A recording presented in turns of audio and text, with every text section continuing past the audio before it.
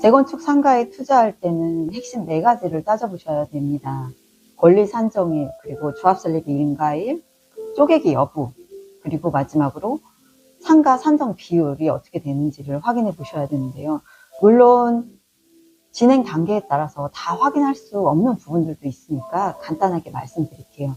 권리 산정일 이후에 쪼개기를 한 매물 같은 경우에는 무조건 현금 청산되니까 권리 산정일이 언제인지 확인해 보셔야 되고, 권리 산정일을 확인하는 방법은 지자체에 문의해 보셔도 되고, 조합이 설립되었다면 조합에 문의하시면 알 수 있습니다.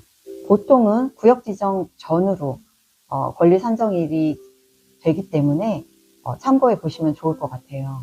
투기과열 지구이기 때문에 재건축 같은 경우에는 조합 설립 인가 일 이후에는 전매 금지죠.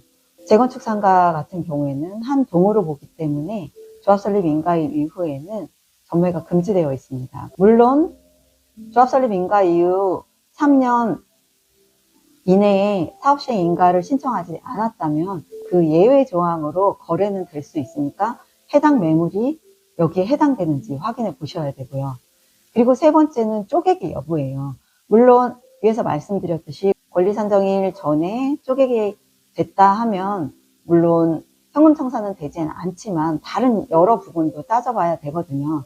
근데 안정적으로 들어가고 싶으시면 이 매물이 쪼개기가 된 건지 아니면 원래 통으로 되어 있는 매물인지를 확인해 보시고, 가급적 쪼개기 매물은 매수를 하지 않으시는 게 좋아요. 권리가 자체도 너무 낮을 거기 때문에 조합 최소 분양가에 미치지 못할 가능성이 더 커요. 그렇기 때문에 쪼개기한 매물은 가급적 잘 따져보셔야 된다고 말씀드릴 수가 있어요. 마지막으로 상가를 아파트로 받을 때 조합에서 상가 산정 비율을 정하는데요.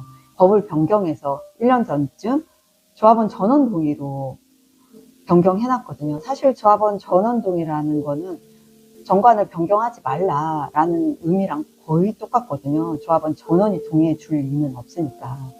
그러나 어떻게 해석해야 되느냐에 쟁점이 지금 있습니다.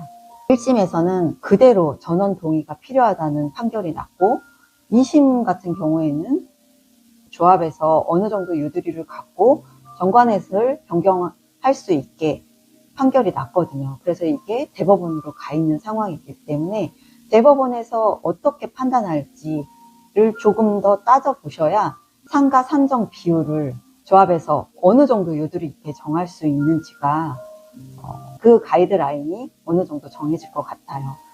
예를 들어서 최소 분양가 곱하기 산정 비율. 산정 비율은 보통 0.1, 0.2로 조합 정관을 변경해서 산정 비율을 이렇게 정하는데, 최소 분양가가 10억일 경우 10억에서 0.2를 하면 2억이잖아요. 그러면 나의 권리가, 상가의 권리가액이 2억을 초과하면 아파트를 받을 수 있게 되는 거예요. 그래서 산정 비율이 매우 중요하기 때문에 조합 정관을 변경할 수 있는 조합의 권한을 어느 정도 주느냐에 따라서 상가를 아파트로 받을 수 있느냐, 받을 수가 없느냐가 결정되어지는 겁니다. 대법원 판결이 어떻게 나는지를 좀 지켜보실 필요가 있을 것 같습니다.